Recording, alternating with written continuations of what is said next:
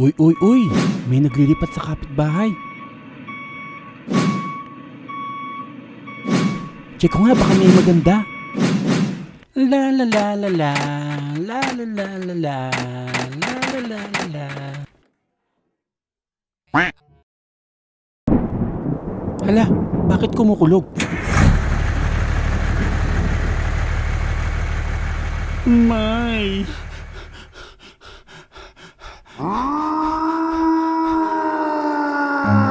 Run. Takbo na mga katoto!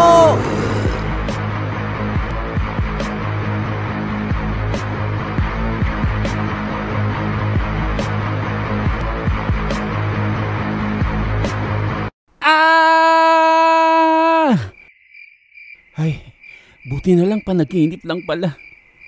Awit, kala ko Titans na naman. Hala, ano yun? Paktay.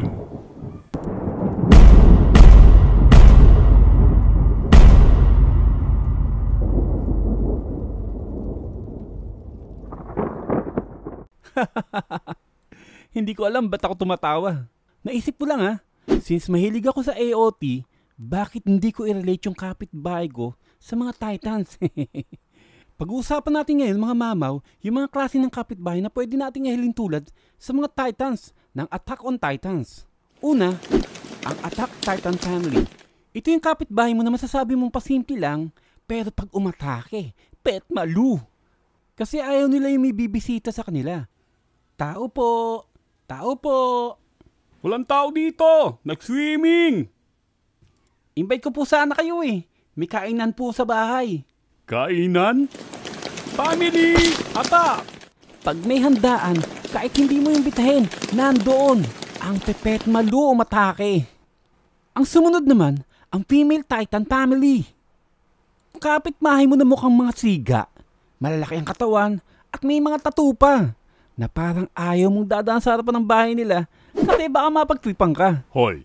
Ikaw ba si Momon? Opo, ako po. Totoo palang cute ka. Pakis nga. Mwah. Ew! Kaya madalas akong duda sa malalaki katawan Malayong malayo sa susunod nating kapitbahay.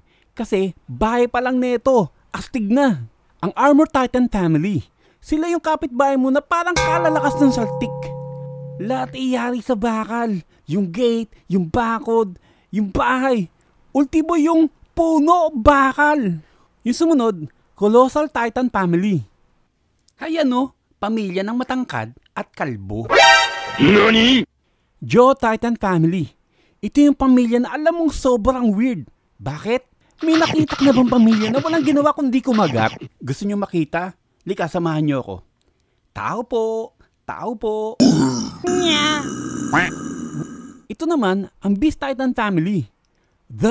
Literally, mga balbo ng pamilya na to. Lika, silipin natin yung bahay nila.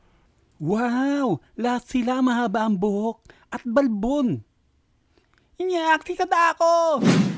Abnormal Titan Family. Alam na, kailangan ko pa ba explain? Hindi ko alam ba't ako tumatawa uli. Ito yung pamilya na mapapaisip ka talaga. Yung kuya matangkad pero maikli yung bias. Yung ate malaki ang ulo.